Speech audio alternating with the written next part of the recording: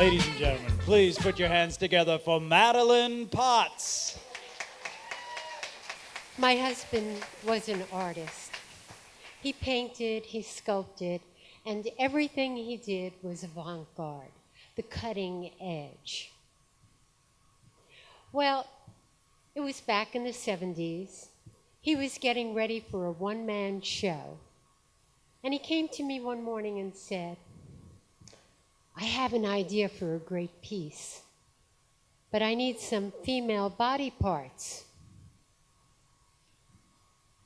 And I worried about that, but then he said, I just want to cast you. And I said, oh, okay, what you need? Well, I need your legs. Okay. I need your arms. Okay. I need your torso. Well, that was beginning to sound a little funny, but I said, okay, because you have to sacrifice for art. And then he said, and I need your head. And I had a moment when I thought, isn't this what they did during the Inquisition? Encased people and things from head to toe? But I loved him and he was so excited and I said, okay. So the next morning, he took our little one to her half-day nursery.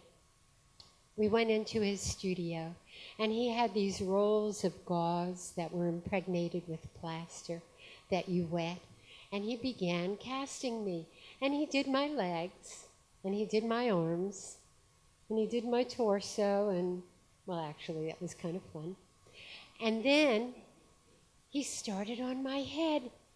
And before I knew it, the only thing left visible on my entire body were my eyeballs and my nostrils.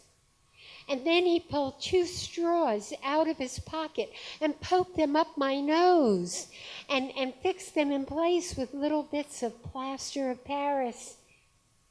And that's when the phone rang.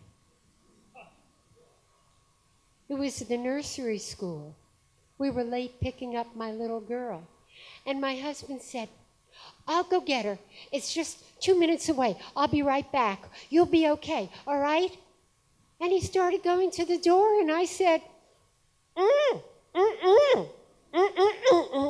which meant, no, don't go. I won't be okay. But what he heard was, sure, just go. I'll be okay. And he blew me a kiss and headed out the door. And there I was, encased in plaster in Paris from my head to my toe. And very quickly, I was not okay.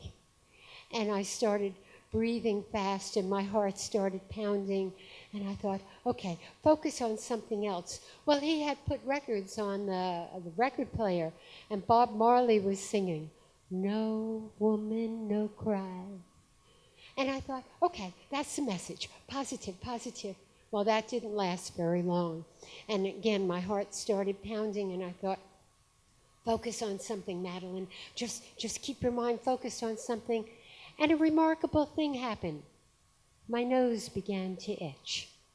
And I thought, okay, that's good. I'll just, power of suggestion, I'll just think about that itch. It was the wrong thing to do, because that itch grew into the worst itch I have ever had in my life. And there was nothing I could do about it. I couldn't scratch it, I couldn't twitch it, I couldn't wiggle it. So I did the only thing I could think of. I kind of sniffed in, and those 2 straws went further up my nose. And without thinking about it, I snorted, and they flew out of my nose, and I felt little bits of plaster filling in around my nostrils where nothing had tingled before, and I thought, I'm going to die. I'm going to be dead before he comes home. My little girl is going to come running into the studio to say hello. And instead of a mommy, she'll have a mummy. thought, oh, what if rigor mortis sets in? They'll have to build a special casket for me. And then I thought, get a grip, Madeline. Think about something positive. Okay. Well, could be worse. I could have to pee.